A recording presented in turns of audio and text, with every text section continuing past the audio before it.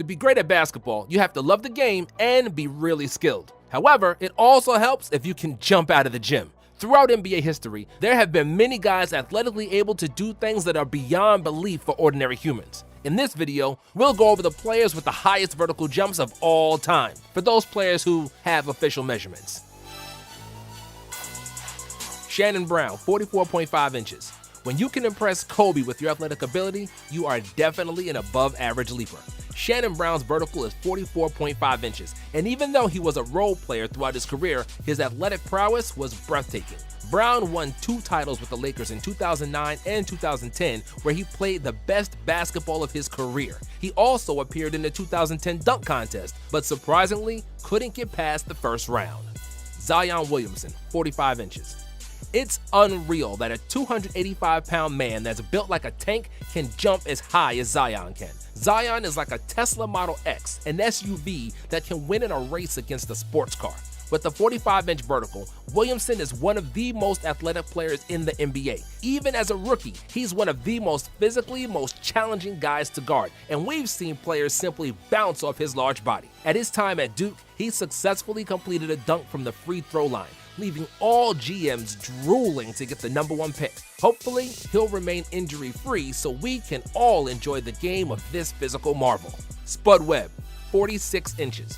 When you hear that the third shortest guy who ever played NBA basketball is also a slam dunk champion, you think, it can't be right. But in the case of Spud Webb, it is. Webb was not blessed with height, but he had hops and then some. His vertical was 46 inches, and it allowed him to play the game of giants. Before the gravity did its thing, only for a little while, Spud was as tall as everybody else on the court. He will mostly be remembered for his time in Atlanta, where he achieved a feat that many thought it wasn't possible for him to achieve. The 1986 Slam Dunk Contest was the most memorable highlight of Webb's career, and the world was in shock when he defeated the 6'7" Dominique Wilkins with 2 perfect 50-point scores in the final round. Derrick Jones Jr., 46 inches. In a somewhat controversial fashion, Derrick Jones won the 2020 Slam Dunk Contest. Dwayne Wade has been a great playmaker his entire career, and it's fair to say that we can add 1 more assist to his total tally. Nevertheless, even though Aaron Gordon deserved to win, so did Derrick Jones. His dunks were just as impressive, propelled by a 46-inch vertical leap. When Jones Jr. elevates, it really feels like he is gliding through the air. And it's not just for the show, as he is probably the best in-game dunker in the NBA today. He's not the most important guy for the Miami Heat, averaging 9 points per game, but he's certainly the most dazzling. Zach LaVine, 46 inches.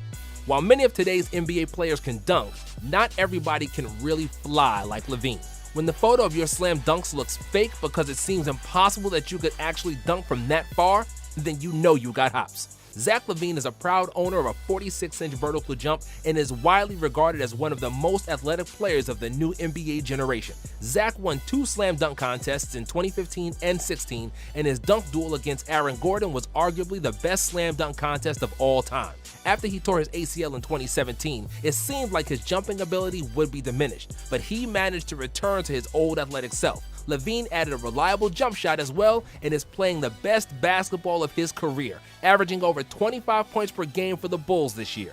James White, 46 inches. James White did not have a stellar NBA career, appearing in only 67 games with the averages of 2.7 points in less than 9 minutes per game. He was more popular overseas than he was in the States, and his career story is that of a great dunker, not so much a great player. Nicknamed Flight, James White could really soar when he turned on the Jets. With the highest measured vertical of 46 inches, dunking was his specialty, and he was famous for various between-the-legs acrobatics. He appeared in many dunk contests in various leagues, including the 2013 NBA Dunk Contest as a member of the Knicks. He won an NBA championship with the Spurs in 2007, even though he didn't get a second of playing time in the playoffs. Jason Richardson, 46.5 inches. Jason Richardson was the 5th pick in the 2001 NBA Draft after a successful 2-year stint for Michigan State University, where he won the 2000 NCAA title. Drafted by the Warriors, Jay Rich dazzled with his scoring and exceptional athletic ability. With his 46.5-inch vertical, he was the most athletic player in the league in the early 2000s. Considering he played at the same time as peak Carter, T-Mac, and Kobe, that is definitely something to be proud of. In the manner of Shawn Kemp, Jay Rich was vicious to to the rim, and his dunks made a regular appearance on the NBA Top 10. His out-of-this-world bounce helped him to win the 2002 and 2003 Slam Dunk Contest, and J. Rich became the first player since Jordan to win it back-to-back. Richardson was a part of We Believe Warriors and 7 Seconds or Less Suns before finishing his career in Orlando and Philadelphia. Dennis Smith Jr., 48 inches. Being able to jump really high is like winning a basketball lottery. It will often bail you out when your skills are not as developed. That can be a gift and a curse, as some players can rely on their athleticism too much and don't perfect other parts of their game. Dennis Smith Jr. is one of those players. He can jump like Michael Jordan and has the same 48-inch vertical as him, but he's far away from his airness. Smith's career has been relatively disappointing so far, and he's averaging only 5 points per game for the Knicks this season. Despite those springs in his legs, he doesn't look like a starting NBA point guard as of yet, and will have to improve his skill to justify big expectations. Darrell Griffith, 48 inches. When we think about the NBA high flyers of the 80s, the first associations are Jordan, Dominique, and Dr. J. With the 48-inch vertical, Darrell Griffith's jumping ability was up to par or better than those players, even though his legacy is somewhat forgotten compared to them. Griffith was the best player for the University of Louisville that won the NCAA title in 1980. He won the Most Outstanding Player of the Final Four and the John Wooden Player of the Year award. Utah Jazz selected him with the second pick in the NBA draft, and Griffith was Rookie of the Year in 1981. His acrobatic jumping ability earned him the nickname Dr. Duncanstein, and together with Adrian Dantley, Griffith made one of the best scoring duos in the first half of the 80s. Apart from being a 20-point scorer and a great dunker, Griffith also led the league in three-point shooting for 2 years. However, 2 severe foot and knee injuries clipped his wings, and he wasn't Dr. Duncanstein no more. His production declined, and Griffith was forced to retire at age 32. He played in Utah his entire career, and his number is retired by the team. Michael Jordan, 48 inches.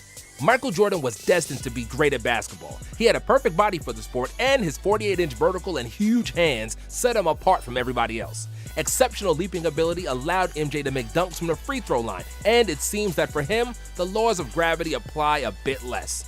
Jordan was athletically miles away from every player of his era. While others were merely jumping, Jordan would take flight in his Air Jordans and remained airborne longer than any player we've seen before. Combined with his killer instinct and great basketball fundamentals, this created the narrative for Jordan to be the GOAT. A great example of Jordan's athletic supremacy is Larry Jordan, Michael's brother. Larry was 5'8" and was not a pro basketball player, but Larry could also be called Air Jordan because he had a 44-inch vertical and could dunk with ease. For example, Vince Carter's vertical is 43 inches, which tells you how genetically gifted Jordan was.